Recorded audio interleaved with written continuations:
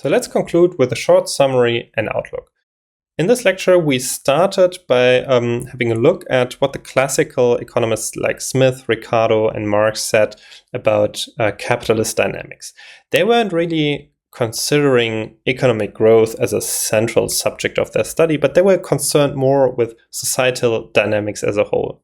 They were also focused more on barriers and limits to development rather than concerned with particular growth theories.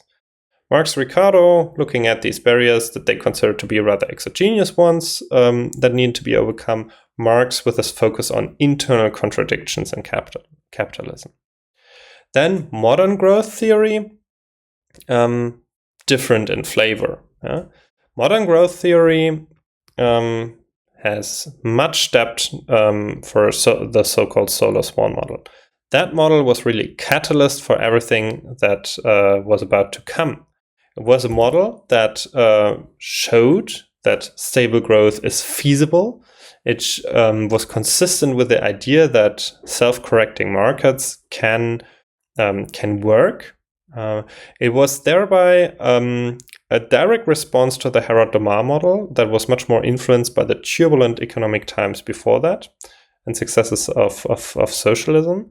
In the Herod-Domar model, growth was inherently unstable. There were cumulative instabilities built into that model.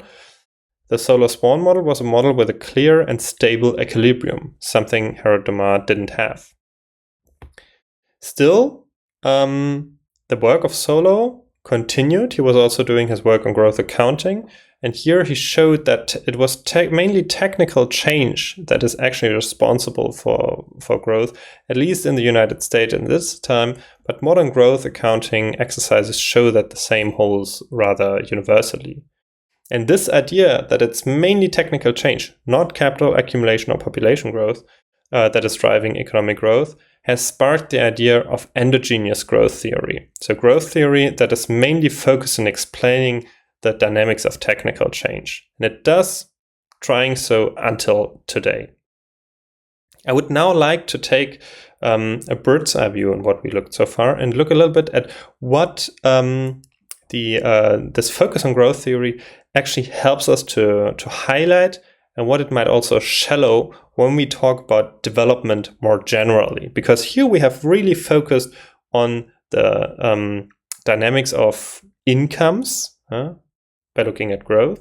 But remember from the previous sessions, development is more than a change in income. Still, taking these modern growth theories highlights certain things. First of all, it highlights the role of technological change for the changes of income. So that was shown pretty clearly. Although capital accumulation, investment, and so on are less important than technological change, there are important relationships, and you can learn a lot about how capital accumulation takes place by looking at these growth models. The same goes for the relevance of savings, the important role of productivity, and so on. All these are central variables in these growth models, and they are put immediately to your attention if you take up these perspectives. Also, I mentioned that the Solow model sparked this interest in the absolute convergence hypothesis. And while I wouldn't say that anybody really adheres to this hypothesis of absolute convergence, there's a lot of debate about the conditional convergence, and thereby also about the factors that condition convergence among countries. And while we didn't come up with a satisfactory answer to it, I think taking this growth model perspectives really helps us to think about this different topic of convergence or non-convergence. More modern endogenous growth theories also give innovation and also education a very important role. So if you want to understand how these factors, innovation, science, education, impact growth of income, then these models might be very useful. Note, however, that here education and so on is considered to be of instrumental value only. If you compare that to the capability approach, where they were ends in themselves, here we have a much more limited view on them. This brings us also to the second side of the coin. I think if you work with these growth models, there are also a couple of factors that are obscured or at least not put to immediate attention.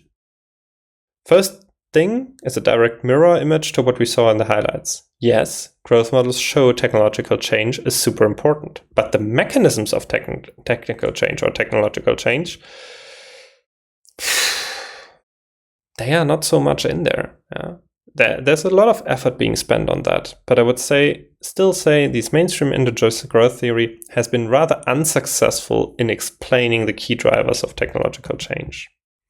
Also, distribution and inequality, topics that were very important in the classics. Remember, for example, Ricardo's theory of how land scarcity is affecting landowners, workers, and capitalists differently.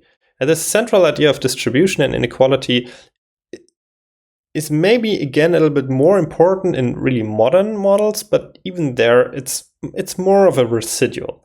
It's not central. Models that are more in the tradition of Harold Domin and the Keynesian tradition, they give much more important role to distribution and inequality, but the relationship between growth and inequality is an intricate one, and especially mainstream growth models might not be the best way to start if you're interested in this topic.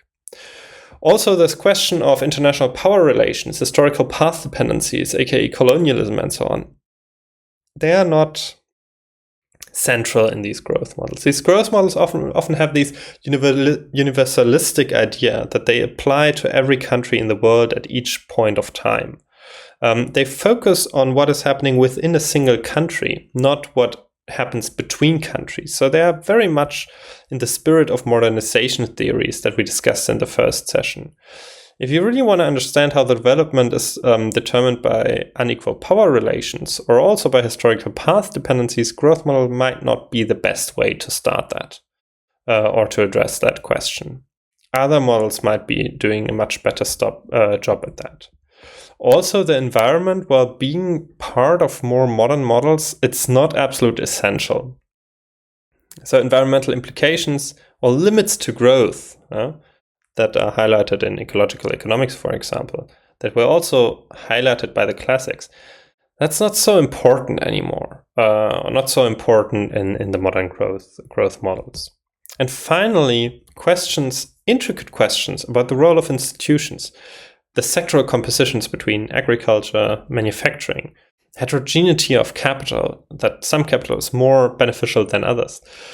There are single models that highlight that, but all in all, I would say this is not the central topic of modern growth theory. So if you're interested in these things, it's important to at least complement growth models by other approaches. And this brings us to the outlook, right? I think, or I hope I have made clear that these mainstream growth models must at least be complemented by other approaches.